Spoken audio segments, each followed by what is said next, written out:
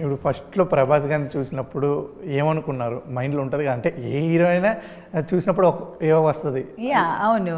See అప్పుడు వచ్చి అదే నేను ఫస్ట్ టైమ్ ఆయన ఇట్లా చూసాను కదా! ఐ వాజ్ లైక్ అమ్మో!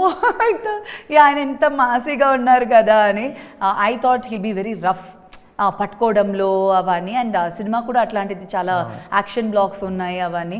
సో కష్టం మనకి ఏదో అయిపోతుంది, హ్యాండ్ బ్రేక్ అయిపోతుంది, లెగ్ బ్రేక్ అయిపోతుంది అని అనుకున్నాను.